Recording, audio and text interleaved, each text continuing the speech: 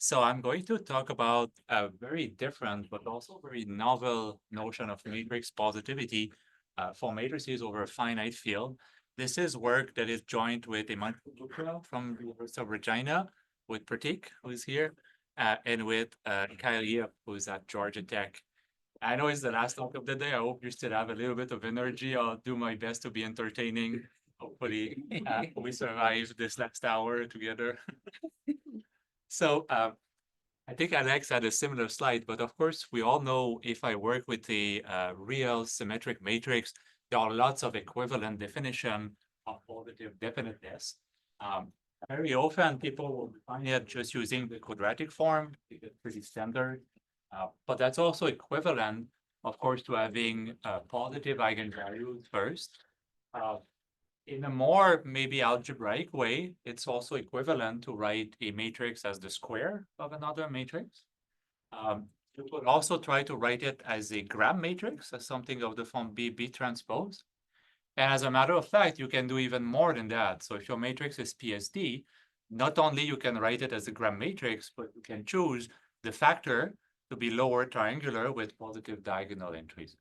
This is very, very useful, especially if you solve linear system. This makes it very efficient. Of course, it's also known to be equivalent to having principal minors that are positive, all of them. But more interestingly, it's also equivalent to only looking at the leading principal minors. All this is equivalent. We also saw a lot in the past few days, the show product. So we also know, of course, the show product of positive definite matrices is also positive definite. I'm stating that for real, we could do complex, but this is what happens. So I want to talk about positive definite matrices over finite fields now. And in that case, it's not so clear what should even be the definition. And it's also not clear at all if any of these things are equivalent. So we have to be extremely careful.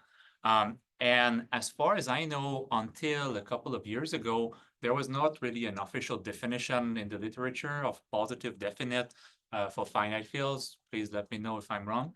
But in 2022, one paper appeared with such a definition, and immediately I got interested in looking for preservers since this is what we're doing.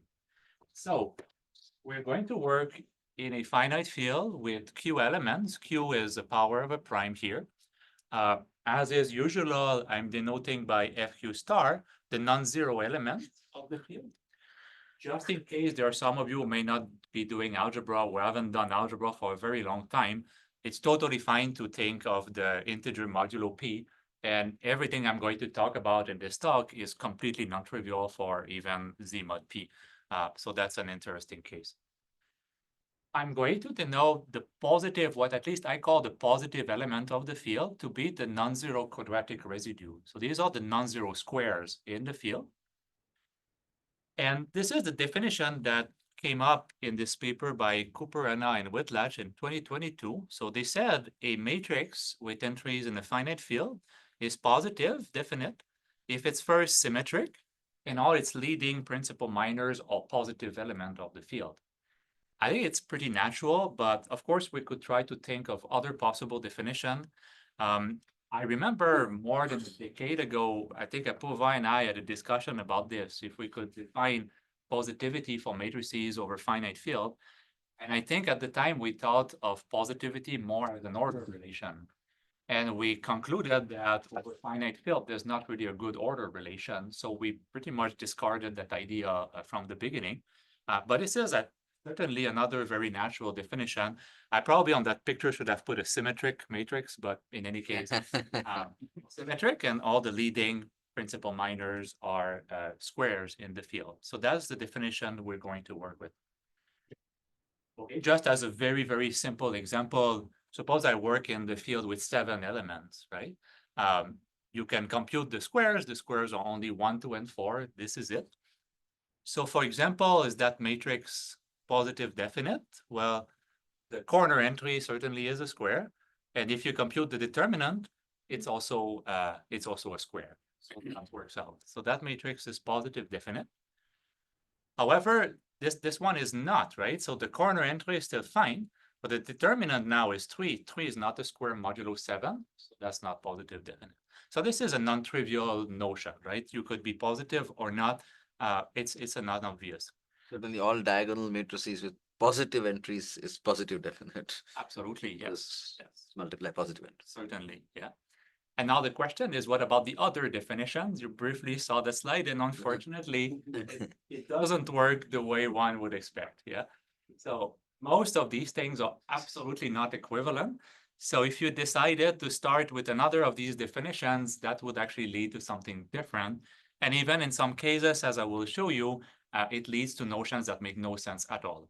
For example, I'll show you on the next slide, I think, but the quadratic form definition just fails completely. It doesn't lead to a useful notion of positivity. I haven't really thought about the other ones, but really, so we're taking that one as our definition. The only thing for which that is equivalent is the existence of a Cholesky factorization. And this is not even always true. This only works when Q is even or Q is congruent to 3 modulo 4. So if Q is not, the other case is when Q is 1 mod 4. In that case, the existence of Cholesky is not equivalent to the positivity of the minors. So you always get one direction. So if you have a Cholesky factorization, the minors will be positive. The other way around fails, except in these two cases, unfortunately. Now, as a matter of fact, if you look at that paper by Cooper and I and Whitlatch, they use for their definition the existence of Cholesky for positive definiteness, but they're only interested in the case where Q is even or Q is 3 mod 4. And when we started looking at this, we didn't quite like checking if a matrix has a Cholesky factorization. So we adopted 7 instead as our definition, but it's equivalent at least in these two cases where Q is even or Q is 3 mod 4. Okay, so I mentioned the quadratic form doesn't work really. So in fact, we have the following result that they proved. So if you work in any field with, in any field FQ, you take any matrix that has dimension at least 3, there will always be a non-zero vector x so that the quadratic form vanishes. So there's just no hope. So we can't really use that as a definition. That makes no sense. And in fact, with a little bit, so certainly the range of the quadratic form is not always positive. But with a little bit more effort, we can show the following. If you take any matrix dimension 2 or more, suppose it is positive definite in our sense, the leading minors are positive, then we can compute the range of the quadratic form, and we can show it's always the whole field. So really, there's no way to get any kind of equivalence. In case you're wondering how is that even possible, you just need to know this elementary result in finite field that any element is always a sum of 2 squares. You can always do that in a finite field. So if you have a quadratic form, essentially you can diagonalize it, write it as a sum of squares, and write any element that way. So very different. So the quadratic approach completely useless in that setting. So that theory of positive definiteness is really completely new. There are almost no papers on it. And if you have any interest in that area, I would really like to encourage you to look at what you're doing. And there's most likely an equivalent problem in that setting. And it's really interesting to look at, I think. There are still very little connections known to maybe algebra, combinatorics, cryptography. When I was preparing that talk, I actually saw there's a paper that appeared just a month ago in the archive where they looked at total positivity and finite Grassmannians over finite field. I still haven't looked at it, but certainly there's a lot to be done in that setting with total positivity with the natural definition, right? You just look at all the minors, they are square. That's a notion of total positivity. We can talk about Poya frequency sequence, etc. Nobody, as far as I know, has looked into this. So lots of opportunities if you're interested in this area. Of course, the problem I care about that we've been working on for more than a decade is these entry-wise preservers. So immediately when I saw the definition, I wonder, what about the entry-wise preservers?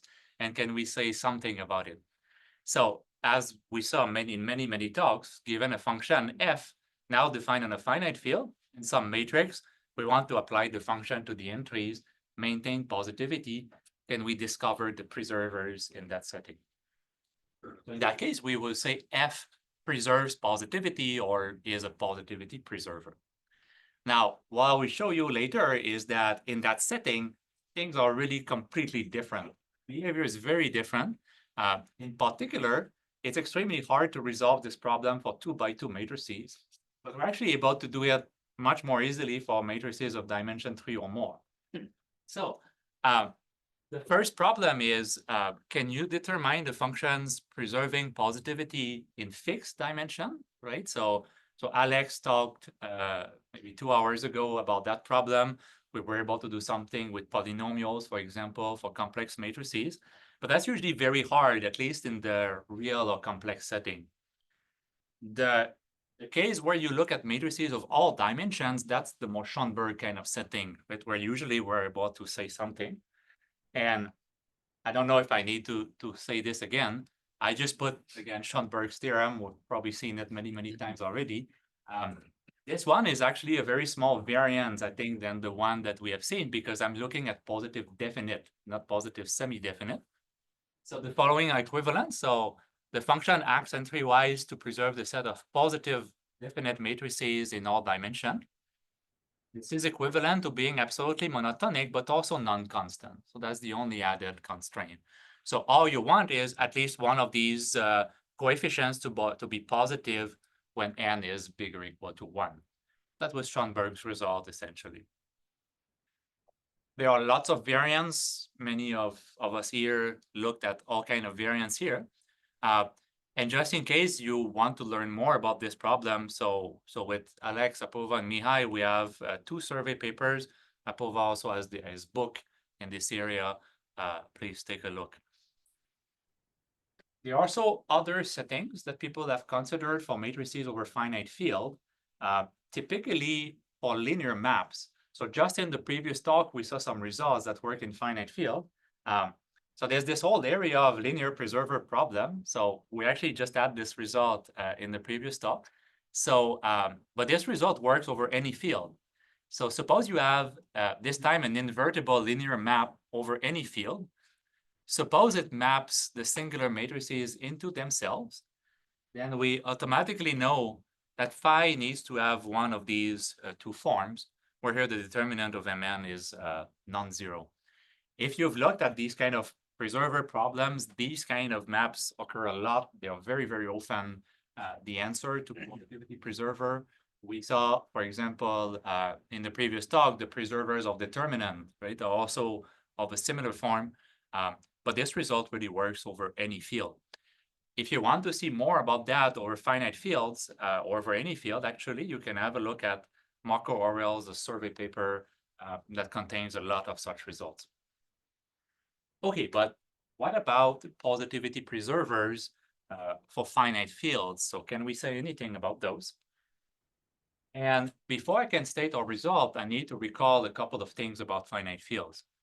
First of all, recall if I have a bijective function, we call that a field automorphism if it respects both addition and multiplication, right? So it satisfies these 2 equations.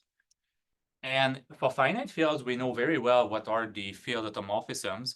So they are exactly all of that form. So if your field has p to the k element, they are all of that form x to the p to the l, where l is some power between 1 and k minus 1. So these are precisely the field automorphism. In particular, if you take L is equal to 1, this is a field automorphism, and we get this nice relation that we sometimes call the freshman's dream, right? In honor, I should say in dishonor of some of our students, right? To think that this is true for the real field. So keep that in mind. We are going to use that a bit later. So a first result, you're working a finite field with p to the k element. So I claim any positive multiple of a field automorphisms preserves positivity. Very often in this area, if you try to identify the positivity preserver, you try to find as many as you can, right? And hopefully you can show you found them all. So this is, in some sense, what we're going to do in the rest of the talk. How does that work? It's actually very, very simple. So take a field automorphism, take any matrix. We just do a little calculation of the determinant of f of a. So let's have a look. So determinant of f of a, you see I'm just powering up the entries of the matrix in the expansion. But now remember, we have a field automorphism. So I can take the power and just put it inside, and that's the same, right? So this is f of the determinant. And now if you think about it, if I start with a square, so if the determinant of A is a square, and you power it up, you're still going to get a square, right? You're going to get x squared to some power or some power to a square, right? Now apply this result to any leading principal minor. This preserves positivity. That's it. So we've already found some positivity preservers, and we'll see if there are more. All right. So before I can state my our main result, let me first introduce a few more notation. Remember, the quadratic character of a finite field is just a function that takes value 1 if x is square, minus 1 if it's not a square, and 0 if x is equal to 0.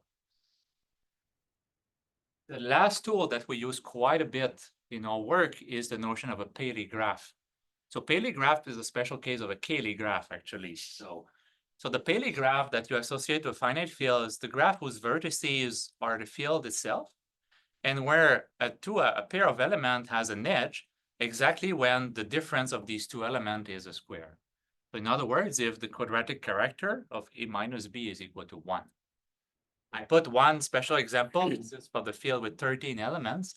And you see, of course, this graph is very, very symmetric and very nice. So it's very irregular. So more precisely, it's a strongly irregular graph. So what that means is if you look at any vertex, the number of neighbors is always the same. So the number of neighbors is q minus 1 over 2 for any vertex. But more than that, so if you take a pair of vertices, if they are connected, you look at their common neighbors, they will have exactly q minus 5 over 4. It's always constant. And if they are not connected, their common neighbors is always q minus 1 over 4. I hope I said that right. But they all have the same number of common neighbors depending if they are connected or not.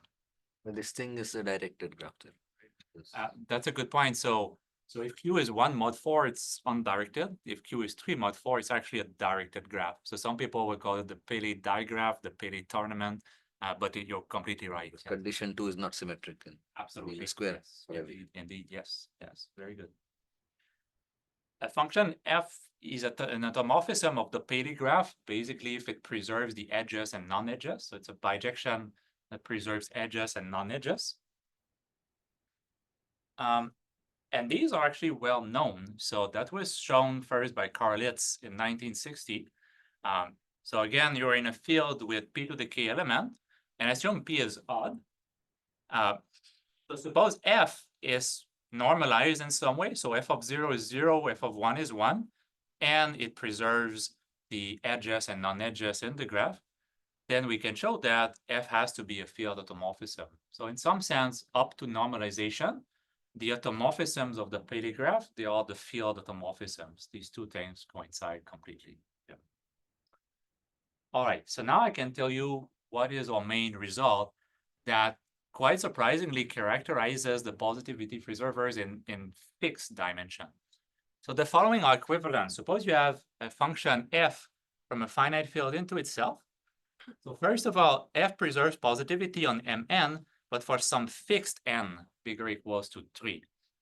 I'll tell you more about n equals 2 later. That's another story. But n bigger or equals to 3, we can do no problem.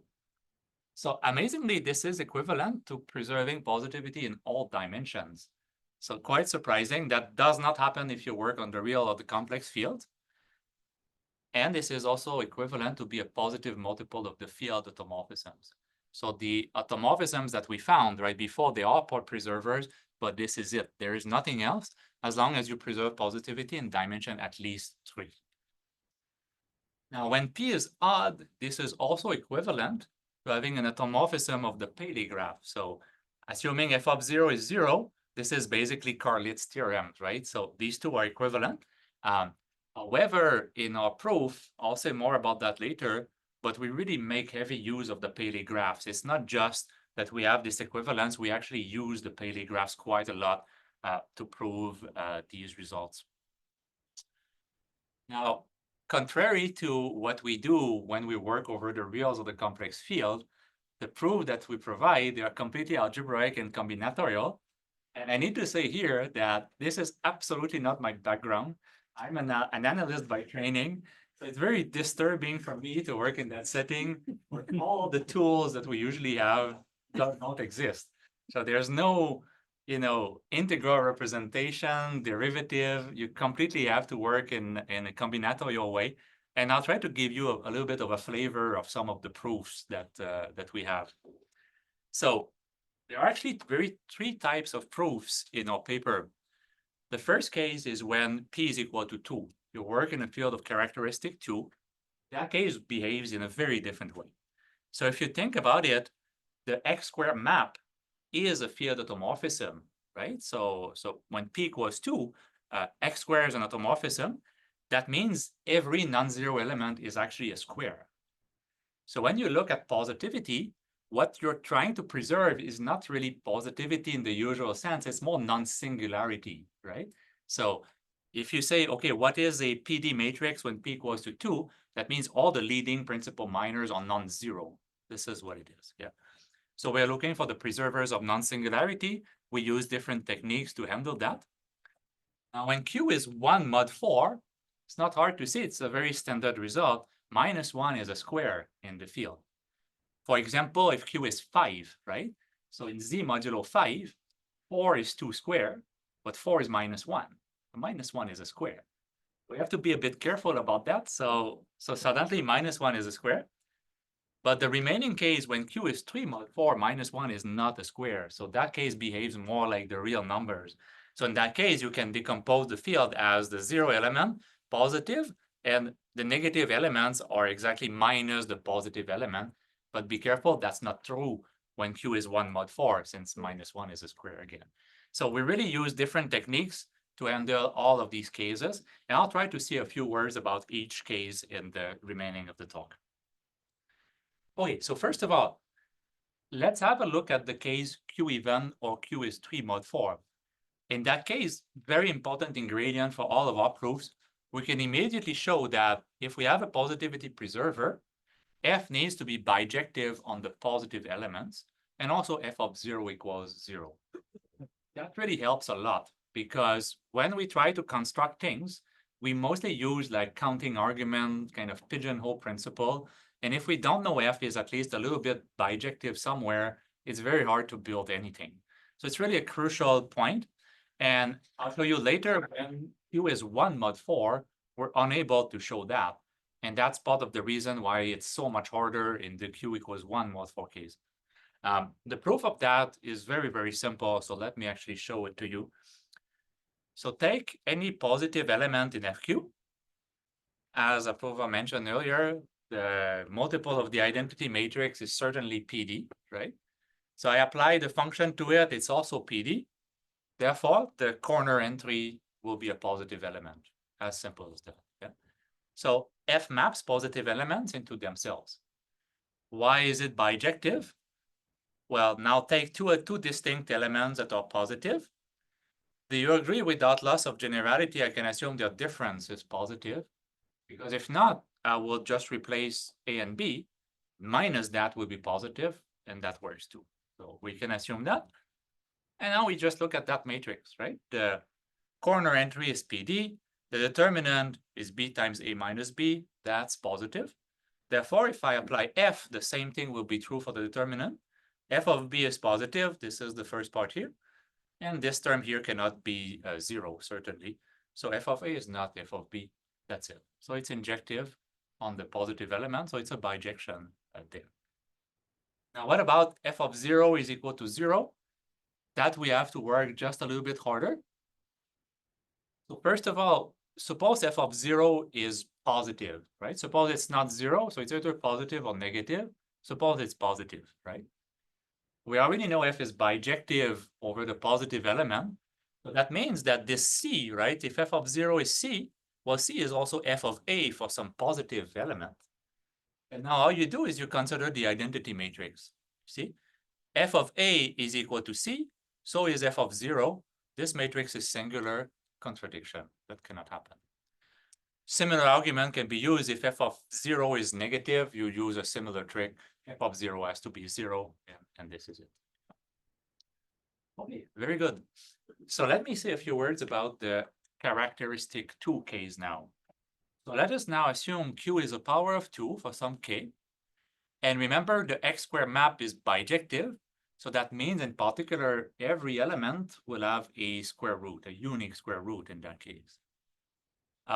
Another result we know is a power function on a finite field is a bijection if and only if n and q minus 1 are coprime. Very, very standard result.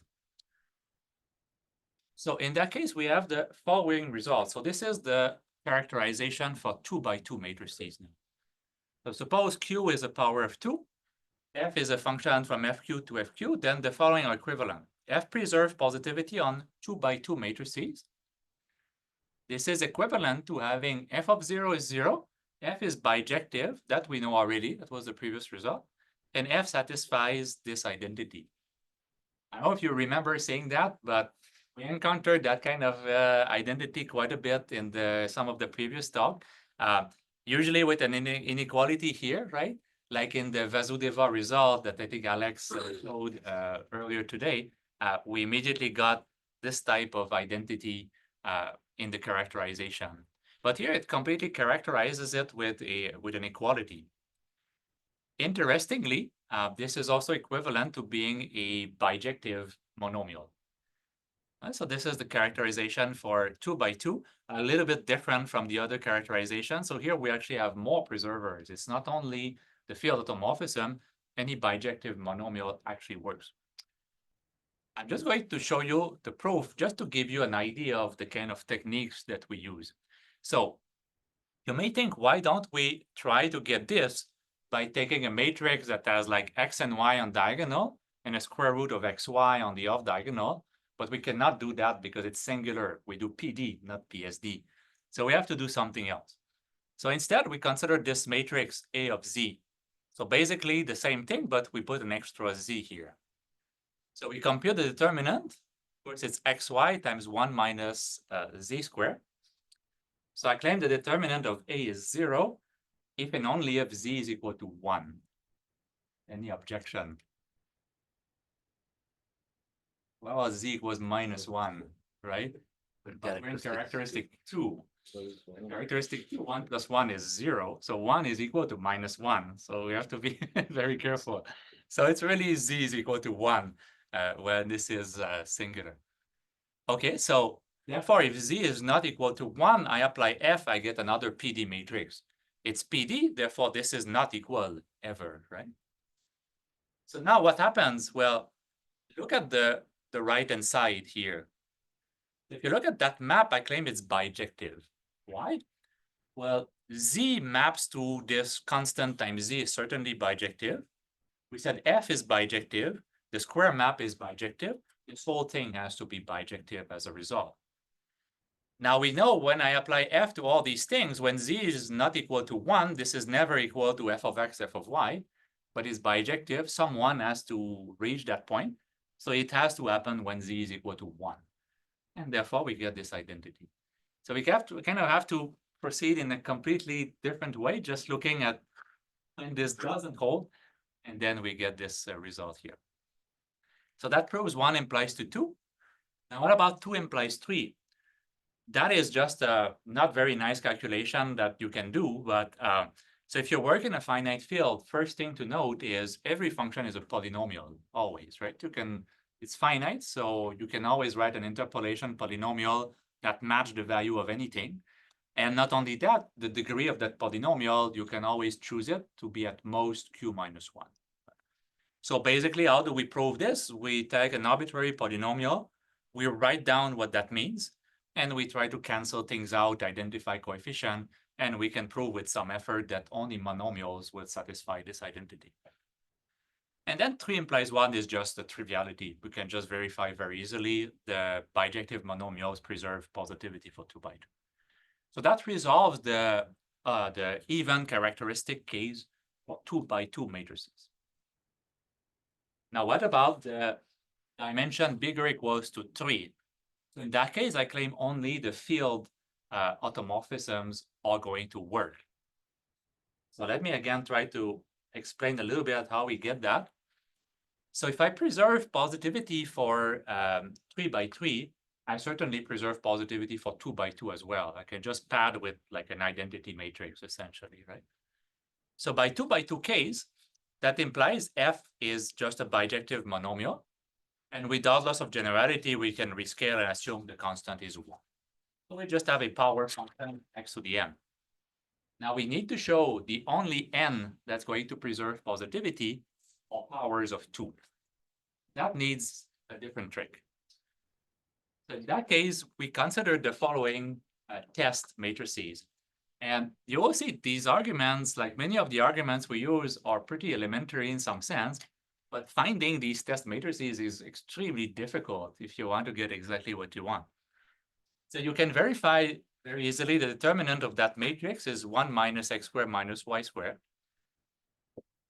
So since f preserves positivity, if that matrix is PD, so is going to be f of A. Okay, so when is this matrix PD? Well, the determinant will be 0 when the sum of squares is equal to 1. But the square, remember, is an automorphism, so I can take the square outside here. And then if the square is 1, that means the thing is 1 itself by taking square root. So the determinant will be 0 exactly when x plus y is equal to 1. And then similarly, if I power that up, I get this. I take the square out. I take the square root. So the singularity is equivalent to xn plus yn is equal to 1. So now here's what I claim. If n is not the power of 2, I can choose that matrix to be PD so that when I apply f, it's not PD anymore. And now if you think about it, it's some kind of number theory problem. Can you pick, so if n is not the power of 2, can you choose xy so that x plus y is not 1, so that it's PD, but xn plus y to the n is equal to 1? Do these things exist? I don't know if one can build that explicitly. I don't know if I can do this, but I will show you how it works. So consider these two sets. First of all, the pairs of points where the sum is equal to 1, and then the sum of n power equal to 1. So the points in S1, those are those where the matrix A is singular. And the other one, those are those for which f of A is singular. And you're assuming n is not a power of 2. Here, let's n be anything, but I will show that you will see. Yeah. Does everybody agree cardinality of S1 is Q? Of course, right? For any x, there's a unique y for which this holds, no problem. But if you think about it one more second, the cardinality of S2 is also Q. And how is that so? Because the x to the n power we assume is bijective, remember? So that comes from the 2 by 2 case. So whenever you choose y, you get x to the n is 1 minus y to the n. There will be a unique x that does that because of the bijectivity of the power. So therefore, the S2 set also has cardinality Q. Now what I claim is if f preserves positivity, S2 is contained in S1. And since they have the same cardinality, they are therefore equal. Okay, so how does that work? Suppose I take some points in S2. That means the determinant of f of A is 0. But f is positivity preserver, so therefore A is not PD as well, right? Because if it was PD, the determinant would be non-zero. Okay, so the matrix A is not PD, therefore it's singular. So what does that mean? Well, let's look again at that matrix. Well, if it's singular, either its determinant is 0, but there's also the minor here that we should be careful about. But the only way this minor could vanish is when x is equal to 1. Or minus 1, but minus 1 is 1. So careful. Okay, so there are two possibilities. So either the determinant is 0, which means x plus y is 1, or x is 1, but x is 1 and you're in that set here. So if x is 1, y is 0, x plus y is 1, so you're still satisfying this. Either way, you belong to S1, you will get the set inclusion immediately. Okay, so we conclude S1 is S2. What does that mean? That means x plus y equals to 1 if and only if x to the n plus y to the n is equal to 1. I claim that implies the power is a field automorphism. Why? You just do a little bit of rescaling. So, well, if x plus y is a, divide by a, now it's equal to 1. Now power it up, it's still 1. and then move the a to the n on the other side, you get x plus y to the n is xn plus yn. Of course, it's multiplicative, therefore it's an automorphism, therefore it's a power of 2. That's all we got. We got this result. So that completely resolves the characteristic 2 case. All right, so let's go back to our general result. So we got this result, whatever characteristic, right? So we saw the proof when p is equal to 2. Now, if p is not 2, the idea is usually to use properties of the Paley graph. So what we want to show in that case is if we have a preserver, it's actually an automorphism of the Paley graph. And we need to use the combinatorial properties of the graph in order to achieve that. So again, I'm going to try to give you some ideas of how this works. Okay, so suppose now Q is 3 mod 4. Remember, that means -1 is not the square case, right? So it's like the real numbers in some sense.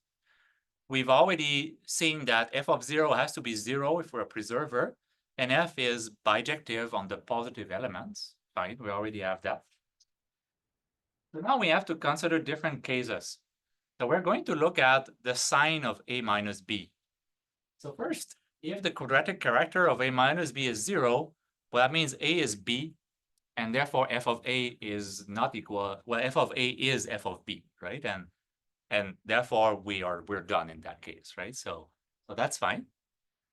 So let's assume now that a minus b is a square, and we actually have to look at 3 different cases. So eta of a minus b is 1, so we want to show eta of f of a minus f of b is also 1. So how do we do this? So first, suppose b is 0. I claim that case is trivial because in that case, if b is 0, what we know is a is a square, and we already know f maps squares into squares. So f of a is a square, and this is exactly what it means. So that works in that case. Suppose now b is a square. Just consider this simple matrix. This is positive definite since b is PD, b is a square, and the determinant of this minor and the whole thing, right? They're all positive. Apply f, you get f of b is positive, right? We map positive to positive. And therefore, this other term needs to be positive as well, right? So we know when I apply f to a, I'm going to get the PD matrix. Therefore, determinant is positive. F of b is positive. Therefore, that term has to be positive. That proves eta f of a minus f of b is 1. Again, we are done. Last remaining case is when b is not a square. And that case is a little bit harder to handle. So let me try to explain how this works. So in that case, we actually have to use something genuinely 3 by 3. So if you look so far, this all works for 2 by 2. No problem. Yeah. But now we have to do something a bit more clever. So I'm going to do some kind of positive definite completion here. So if you look at the corner matrix, this is the matrix we had on the previous slide. And now I'm sort of padding it with C. And I claim I can choose C to make that positive definite. Okay, so how does that work? So how can I choose the C? Well, the determinant is this, right? A minus B, we assume, is a positive element. So I want to choose C to be positive and B minus C to be positive. That will make this whole thing positive definite. Does everybody agree? All right, so if I have these 2 conditions, C is positive, B minus C is positive, C will be positive, this is fine. Look at the 2 by 2 minor, CB minus C square, that will be positive. And the whole determinant, if I have these conditions, that's also going to be positive. Now, why can I choose this? There are lots of different proofs to get this. If you know Paley graphs, basically this is saying there exists an element C that's a common neighbor of 0 and of B, and such a thing exists. That's just a one-line proof. I put another proof in the slides. Maybe it's already getting late. Maybe I skipped that. You can just look at the map, g of x equals x plus b, just do a little argument and get that this exists. But this is basically what we do. So let me skip that. So if you pick such a C, the matrix A will be positive definite. And now apply the function f, right? Resulting matrix is positive definite. determinant has to be a square. And now look at what we have. C was positive, so f of C is positive. This is what we would like to show is positive. But now look at this. We have B minus C positive, but now C is positive. That's our previous case from the other slide. We know in that case, this term has to be a square. You have a square, the whole thing is a square. This term is also a square. That concludes the proof that we have an automorphism. So we have an automorphism.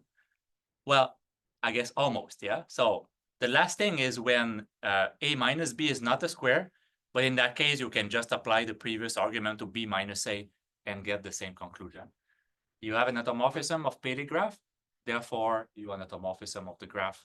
This is how we got this result. All right. All I've shown to you so far was for 3x3 matrices, except maybe characteristic 2, right, where we looked at the whole thing.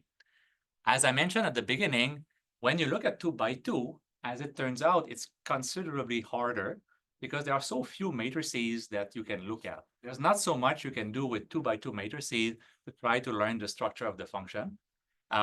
One good thing is it's all finite, so we can use the computer, but that doesn't help much either because the number of elements in the field grows so fast, and the number of possible functions on the finite field grows so fast that very quickly you're not able to compute anything.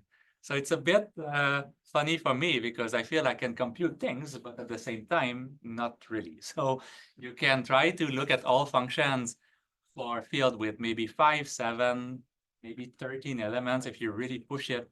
And then after it's over, there are too many cases to consider.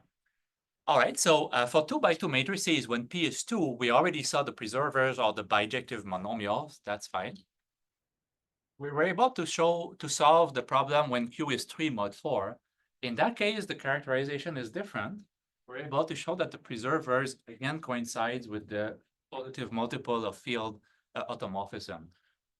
Contrary to the proof that I sketched before, for 2x2 matrices is very, very difficult. We need to use all kinds of counting arguments to show the existence of special matrices. And the key idea is that we have bijectivity on the positive elements. Without that, we would not be able to proceed. When Q is 1 mod 4, we actually were not able to resolve the problem. And this is because we are not able to show this bijectivity on the positive elements. If we were able to resolve that, we would actually be able to proceed in a similar way probably, but we've not been able to find any trick to do this. The only case we were able to resolve is when Q is a square, in which case there is extra structure that we can exploit, but the proof is extremely difficult. So if you look in our paper, resolving that case is, I think, about 8 pages of non-trivial algebra. It's actually very, very complicated, probably the hardest part of our paper.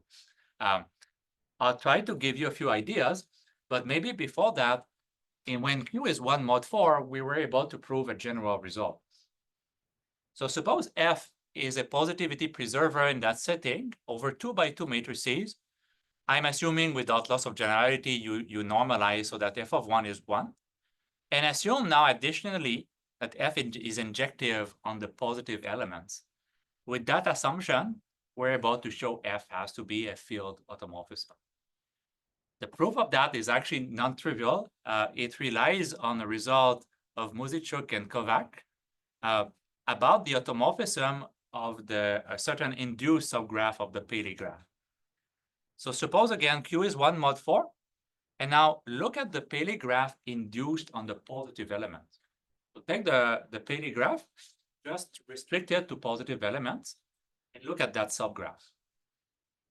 The automorphisms of this subgraph were characterized by Muzichuk and Kovac, and they're almost the same, but you see you could also have a negative power here.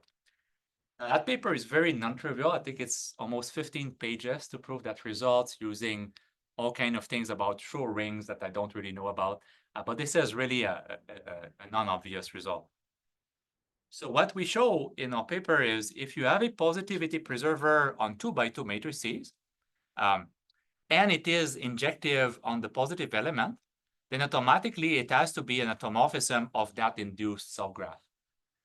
We can then invoke that characterization to get at least something, right? That the function has to be, I mean, automorphism or with a negative power.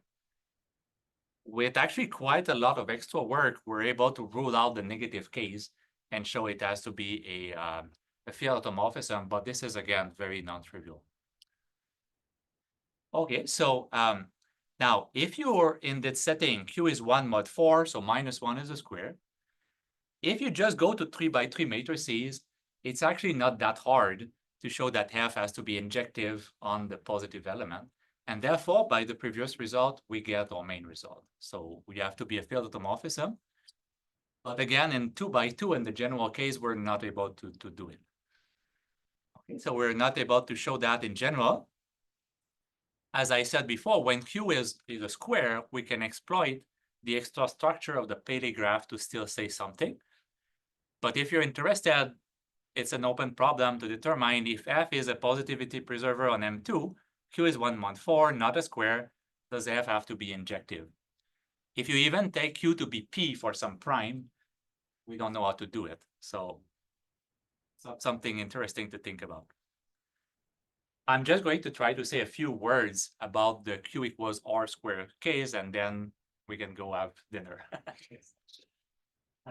So Q equals R squared means the even power of P.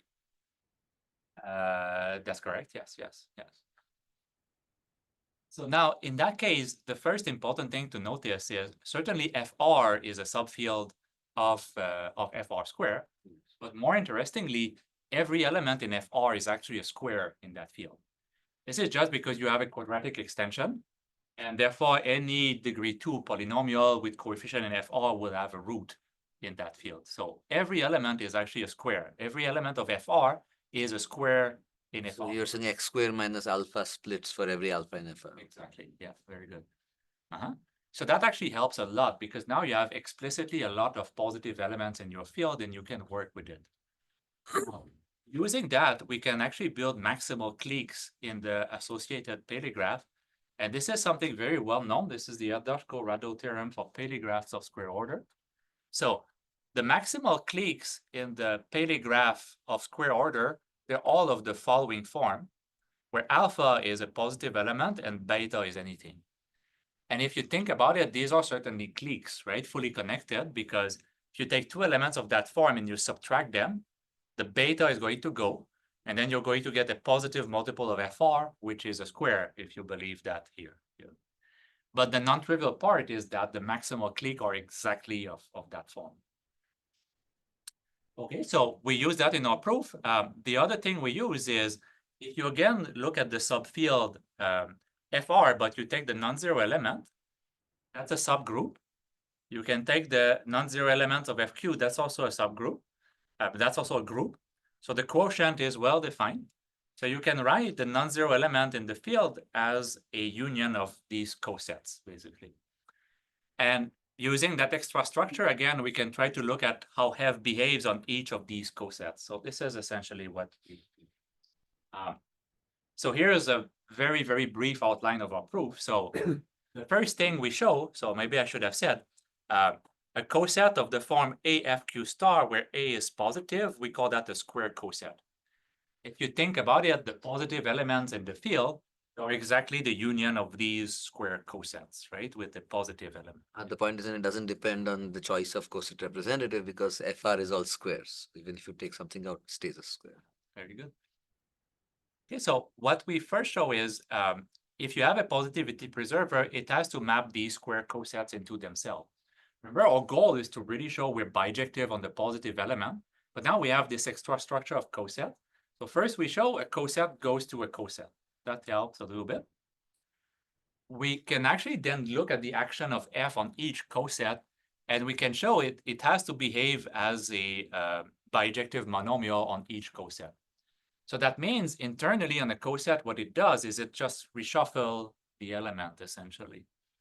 So that's how it works. Then the hard part is to show F maps different square cosets to different square cosets, and that shows that F is injective on the positive elements. And now finally, we invoke our general result that guarantees this implies you have a field automorphism. All that is very non-trivial. As I said, we need to use the maximal clique structure of the Paley graph. It's really been a lot of work to only resolve that case, unfortunately, but I think it's still very interesting. So just recently in ongoing work, we started looking at linear positivity preserver, the more kind of classical setting. We have results about this that we hope to finish in the next few months, hopefully. We also looked at K-positive or completely positive maps, if you've seen that before. We're about to say something about that as well. Hopefully, again, we can resolve that soon. And maybe just to conclude, there are really a lot of possible research direction if you're interested to maybe go perhaps outside of your comfort zone a little bit. So maybe to loop back to, I think, what Mihai was saying at the beginning, I think it's good to be open and look at other things. And as I said, probably whatever you're doing, you can reformulate your problem in the context of finite field and look at the analogous problem. Probably nobody has done it, and there's probably some exciting mathematics to do here. So this is our reference if you want to have a look, and thank you very much for your attention.